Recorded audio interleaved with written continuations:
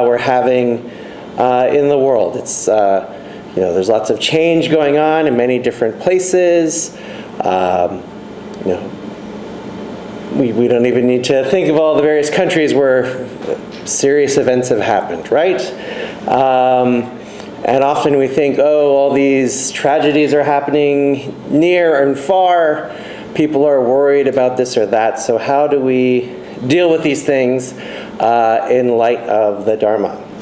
And so Dhammapada number 42, which is the verse we're going to talk about, says, Diso disam yam tang karya veriwa panna verinam michapanitam chitta papionam tatto kare. So whatever enemies, haters might do to an enemy, or a bandit might do to a bandit, these things are nothing compared to what a badly directed mind might do. So no matter who tries to harm you, no matter who tries to steal from you, these are minuscule compared to the negative mind. And so the story related to this verse is there was a man named Nanda, and he was a herder. So he was a very wealthy man. He had a large number of cows. And he was among the group of lay people who were very interested in learning from the Buddha.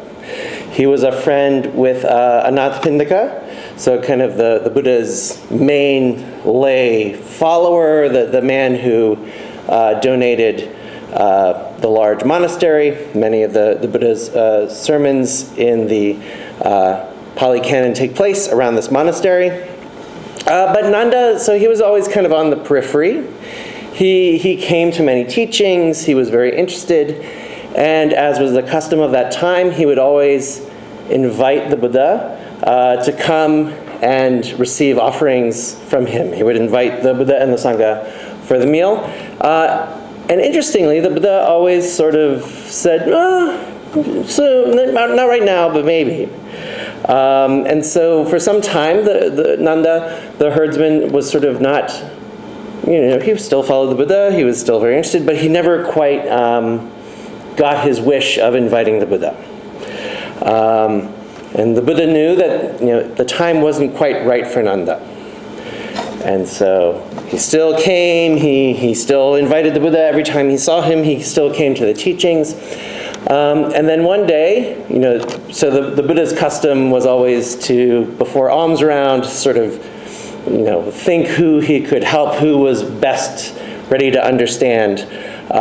Teaching today, this is part of the Buddha's great compassion and sort of great skillful means, is he always knew who to teach on that particular day, who he would encounter. And so he realized that now, on this particular day, was the good time to go visit Nanda, the herdsman. And so as the monks went off on alms round, the Buddha went to the area where Nanda usually was and just sort of sat down and waited, and Nanda came. And Nanda found him and invited him and said, "Venerable Sir, I would really like to offer you and the Mahasangha some offerings. Please come to my place." And the Buddha accepted the invitation, and with the monks, they went to Nanda's place.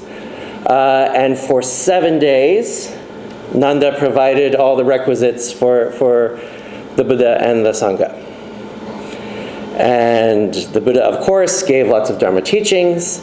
And during this time, Nanda received the fruit of Sotipanna, stream entry.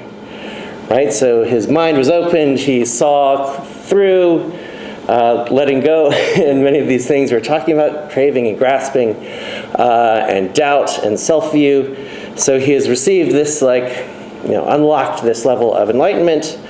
But the time was there for the Buddha to go back. And so the Buddha and some of the monks went off to where their next stop was. Nanda asked to carry the Buddha's bowl. He said, "Venerable Sir, let me follow you for a while and carry your bowl for you." And so they went off. After a while, they reached a certain point where, they had gone far enough. Nanda had to return back to his business. So he saluted the Buddha. He again thanked him for the teachings, and those monks with the Buddha and the Buddha departed, and Nanda went back home. So on his way back home, Nanda was shot with an arrow, and he died. And the commentary says that it's unclear. It might be some dispute that Nanda had in this life. It might be some dispute that Nanda had in a previous birth. The bhikkhus didn't ask, so we don't know. But from some negative karma in his past, whether current life or previous lives, the fruit was Nanda died, from this violence. And some other bhikkhus who I guess were with the Buddha at Nanda's place, but maybe they were cleaning up, maybe they had some other business to attend to, they were walking along the road, going to join the Buddha, and they saw the body of Nanda, the herdsman. And they were very sad and very upset. And so they went to see the Buddha, and they reported to him what they saw. And the bhikkhu said, "Oh, it's so unfortunate. It's such a shame that he invited us." The bhikkhus were really upset. If Nanda hadn't invited the Buddha, if we hadn't stayed with him, maybe he would still be alive. And the Buddha said, "Don't think like this. There's nowhere where Nanda could have gone where he could have escaped his karma. There's no direction, whether like north or south or east or west or any of the intermediate directions. There was nowhere for Nanda to go where his karma couldn't find him." And that's when he gave this verse, right? So these negativities can only harm other negativities. Why was Nanda harmed? Because of some previous harm he had caused. But why was Nanda fortunate? Because even despite this negative effect always chasing him, we sometimes say that like your negative karma, your previous deeds are always following you, like the sun is always following the horizon. It will never stop. But still, he was able to learn the teachings. He was able to provide offerings to the Buddha and the community. And through that practice, through that offering, through that sort of listening to the Dharma, he was able to achieve a great accomplishment, the fruit of stream entry. And so when the bhikkhus finally understood this, they were overjoyed. Some of them themselves achieved stream entry from this story. And so how does this story relate to what's going on? I think oftentimes we fall into the trap of thinking that all we have to do to get good things is to be good. Now, it's true, if you want good things, you need to be good, cause and effect. Good actions lead to good results. Likewise, negative actions lead to negative results. But we don't have control over all of our previous actions. We did at one point, but those actions are already out in the universe, already done. Maybe we had a change of our opinions about ourselves or about our actions at some point in life. Maybe we used to believe one thing and then we saw how karma worked. And so we changed our behavior, but still there's all these things that we did before we understood, right? Oh, but maybe we were always born with this sense. How were we born with this sense? Well, we must have done some good karma in the past to be born with this insight, be born with this good conduct. But we can't know how long that good karma was created. I mean, do we know what our previous birth was like?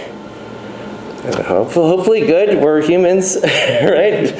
We're doing good behavior. We're engaging in good conduct. So the odds are there was some good stuff there, but I don't know, 10 lives ago, 1,000, a million, a trillion.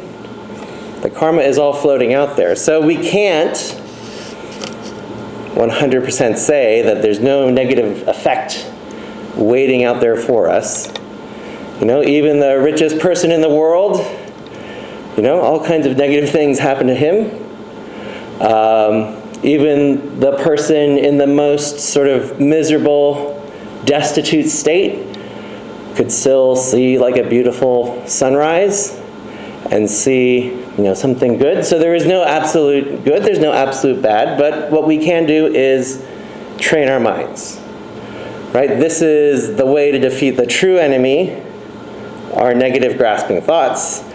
And this is the way where no matter who comes after us, no matter who's shooting us with an arrow or giving us an award, we can remain the same and say, let go, be here and now.